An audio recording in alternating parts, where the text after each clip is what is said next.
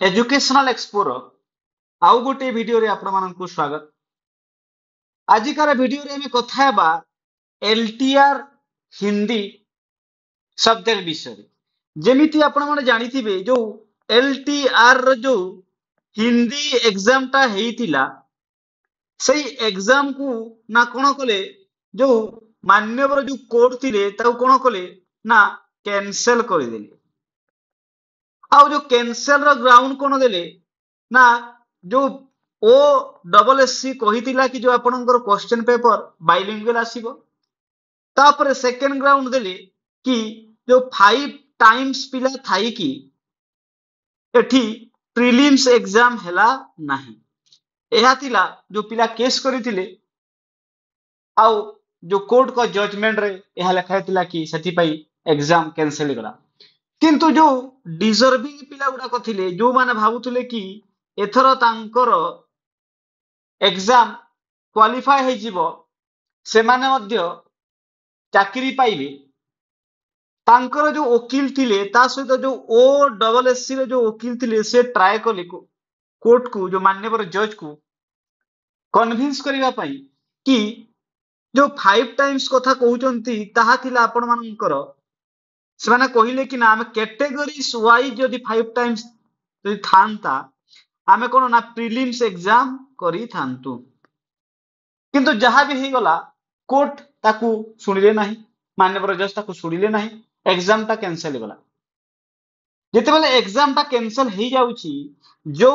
Deserving पिला गुडा कर रहिले जो माने भाबुथिले कि एथरो तांकर एलटीआर पोस्ट हे जिवो एलटीआर हिंदी टीचर से माने अपॉइंट पाइबे से माने कोन करिवे आपण गोटी जिनिस मन रखंतु आपण मानकर जो सीबीटी एग्जाम हुए आपण जदि सपोज 150 मार्क्स जदि आपण एथरो 110 मार्क रखुचंती नेक्स्ट रो जदि आपनकर एग्जाम हला सही 150 रु आपण 110 मार्क रखी कि आपनकर गोटी सीट आपण सेठी रिजर्व करिवे ताहा केबे पॉसिबल नै ताहा आपण गारंटी देई पारिबे नाही सीबीटी एग्जाम रे। तो जो डिजर्विंग पिला गुडा कथिले जो माने भाबुथिले कि नै एथरो हमरो एलटीआर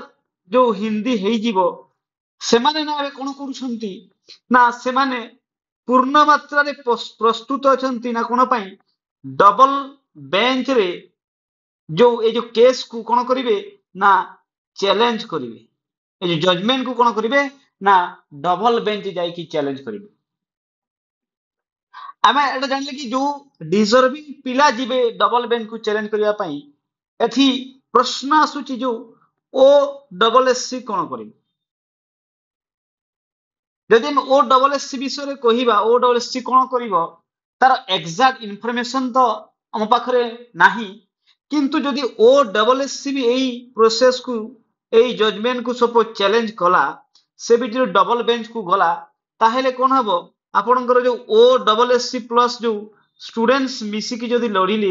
एहा आहुरी इजी हे जीव कहा पई जो डिजर्विंग स्टूडेंट पई सपोज मान्यवर जो डबल बेंच जो दुईटा जज रहिबे से माने डिसाइड करिवे कि जो जजमेंट आसी चाहा ठीक अछि कि ना। किंतु एथिरे आउ गोटी जिनिस देखा जाउची जो बाकी जो कैटेगरी जो पिला रहिले जेमिति कि आपण मानकर पीसीएम तापरे आपण मानकर सीबीजेड तापरे आपणकर पीटी तापरे आपण मानकर संस्कृत एई जो बाकी सब्जेक्ट रो पिला ना कोन एमाने बहुत हेल्प करूछंती सेही डिजर्विंग पिला माननकु जो माने भाबुथिले कि तांकर एथरो एलटीआर हेई जिवो से माने सेमानु कोन करूछंती ना फाइनेंशियली मध्य कोन करूछंती ना हेल्प करूछंती ए पिला माननकु ना कोन पई ना ए जजमेंट विषय रे जजमेंट अगेंस्ट रे लढिबा। तो आमे आगो को देखिबा ना केबे केसटा फाइल होची तार इन्फॉर्मेशन आसुची जजमेंट केबे अछि किंतु एहा आमे जानिछे जे पिला जो डिजर्विंग पिला जो माने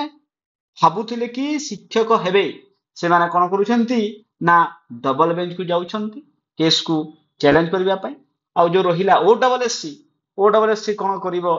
से तार एग्जैक्ट इंफॉर्मेशन ए पर्यंत हम पाखरे नाही। तो यह थिला एलटीआर हिंदी रो संपूर्ण विवरणी। संपूर्ण इनफॉरमेशन आहुरी एमिति क्या इनफॉरमेशन देखिया पई आपण एजुकेशनल एक्सप्लोर यूट्यूब चैनल को सब्सक्राइब कर दियंतु। थैंक यू, धन्यवाद।